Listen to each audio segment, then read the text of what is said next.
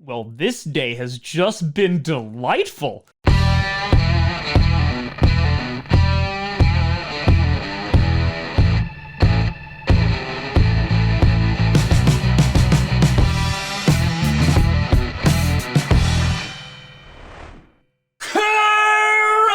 Packer Nation.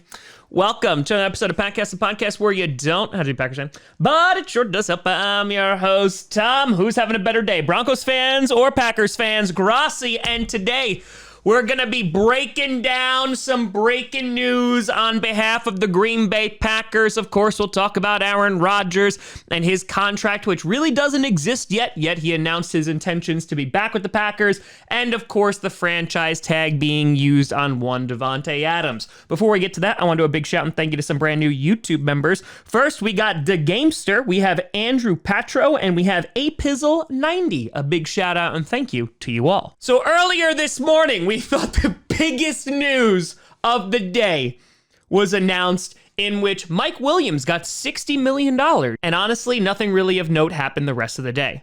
But Aaron Rodgers going through one Pat McAfee saying, hey, bud, I'm going to be a Green Bay frickin' frackin' Packer this season. And the world went nuts. However, there was a problem in which, as soon as that was announced, you had the fine folks over at the NFL Network who were like, oh yeah, it's a 4-year, $200 million extension, and the man would have had way over $100 million guaranteed. And the internet set itself ablaze. How are the Packers gonna sign anybody? That's a crazy amount of money. I thought he wasn't gonna get $50 million a year, and it just was pandemonium.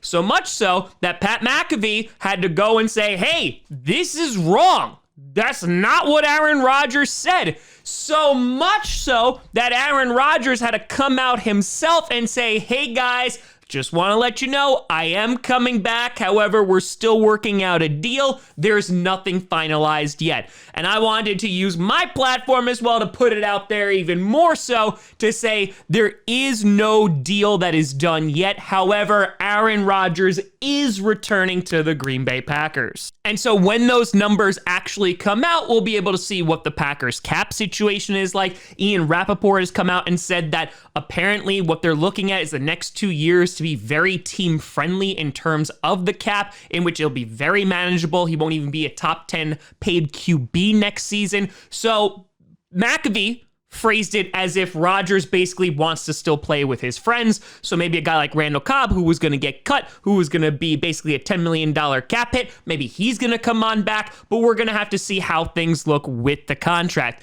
And as soon as people started mentioning 4 years and the amount of money that was guaranteed, a lot of people were wondering about Jordan Love. And there are rumors out there that maybe he's going to get traded. I made a video about this a couple of weeks ago, basically saying unless it's a 4-year deal and he's going to play all 4 of those years, there's really no rush for the Green Bay Packers to move on from Jordan Love. They can still hold on to him for this season, next season, and if they really wanted to, his 5th-year extension. Now, I will say that it will make absolutely no sense if Rodgers is going to play those 4 years. If he's going to stay that amount of time, then I think Love is absolutely going to get traded.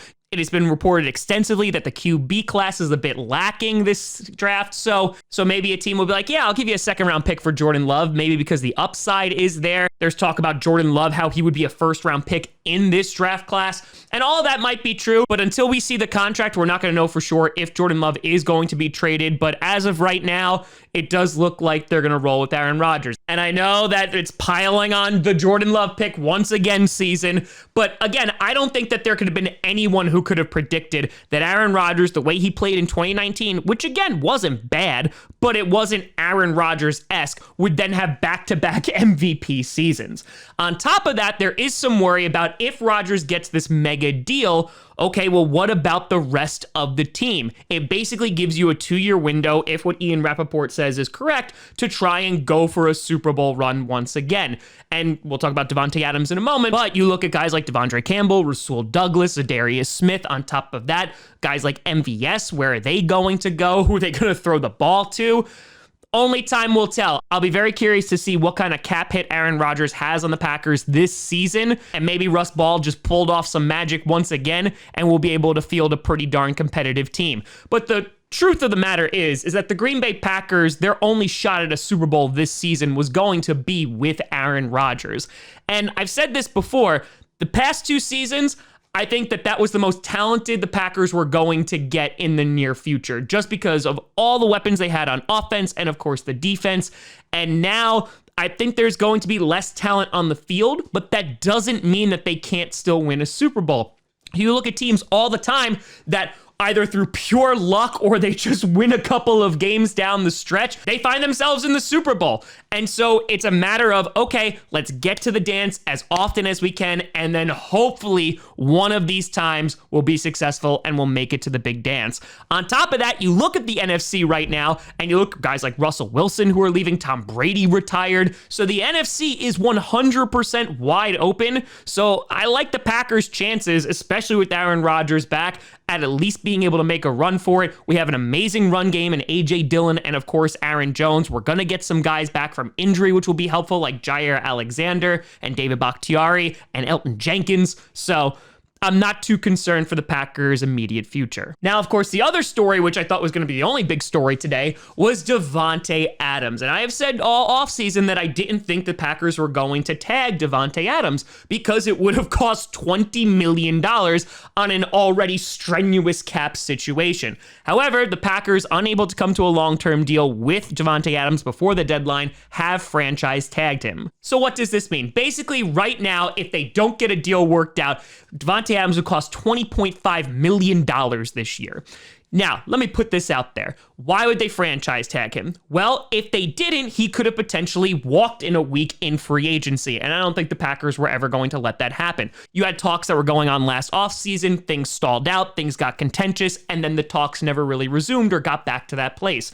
So right now, they still haven't. You look at Chris Godwin with the Tampa Bay Buccaneers, who also got franchise tagged. They are going to basically tag these guys and work on a long-term deal. They have a July deadline to get that done. If they don't meet that July deadline, then they're either going to play on the tag, in which Davante Adams will be given $20.5 million, which the Packers can't really afford, or Davante Adams is going to decide to sit out, and that's going to be a disaster. So for both Davante Adams and the Packers, it is mutually beneficial that they just find a common ground and they're able to get a long-term deal done, some kind of extension. Now, of course, Aaron Rodgers being back, this is the Packers saying, oh, no, you thought last year was the last dance? No, this is the last dance. Maybe the next few years will be the last dance. They're still going to try and go as all in as humanly possible. And with the cap rising in a couple of years, yes, we are kicking that can down the road pretty significantly, but this is the cost of trying to field a Super Bowl team multiple years in a row. So it is incredibly likely that Davante Adams will be playing on the Green Bay Packers in 2022. The only way that he wouldn't is if he decides to sit out, being forced to play on the tag. But like I said before,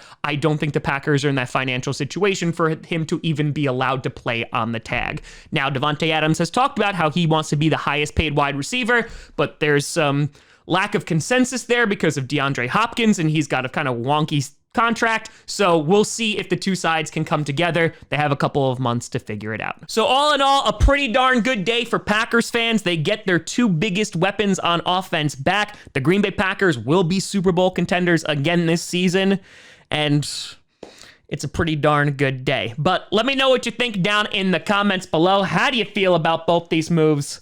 Let me know. You can always find me at TomGrossiComedy.com or at TomGrossiComedy, all social media to see down below. Check out Patcasts on SoundCloud, iTunes, Google Play Music, Spotify, and of course YouTube. And a big shout and thank you to all the patrons over at patreon.com/TomGrossiComedy and the YouTube members. But thank you so much for watching. I'm Tom Grossi. And as always, go Pack, go.